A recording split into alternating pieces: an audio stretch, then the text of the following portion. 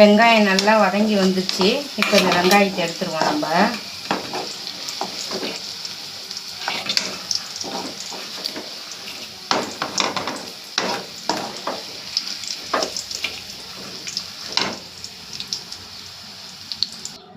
இப்போ தக்காளியை போட்டுக்கலாம். ஒரு 2 தக்காளி எடுத்து வச்சுருக்கேன். தக்காளி, ஒரு பச்சை மிளகாயை கீறி அதில் போட்டுக்கலாம் அந்த எண்ணெயில். தக்காளி நல்லா வெந்து வந்துருச்சு பாருங்கள். இப்போ அடுப்பை ஆஃப் பண்ணிடலாம். இப்போ அந்த தக்காளியும் இதோடு எடுத்து போட்டுக்கலாம்.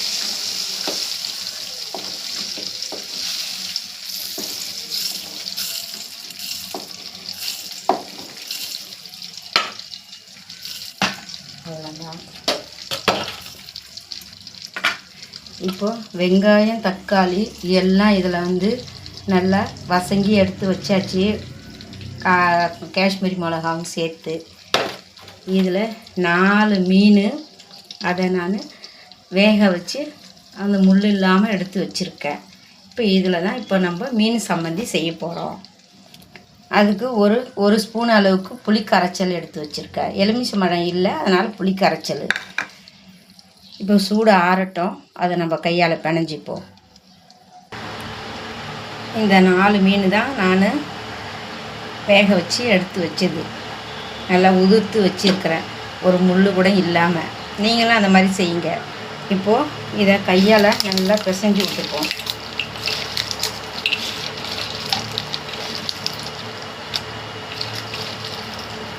நல்லா கையால் பிசைஞ்சு விட்டா நல்லா கொல கொலன்னு நல்லா மசிஞ்சு வந்துடும்.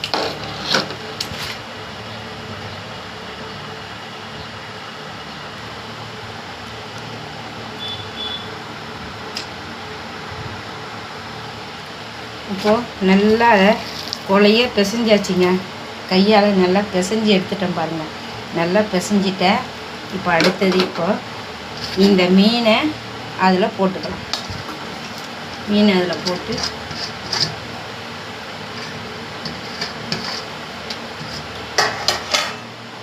இந்த புளி கரைச்சலையும் அதில் ஊற்றிக்கலாம்.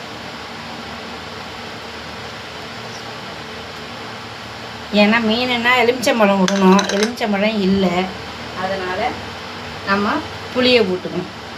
இப்போ ஒரு 1/2 ஸ்பூனுக்கு உப்பு போட்டுக்கலாம். உப்பு கம்மியாக தான் போட்டிருக்கேன்.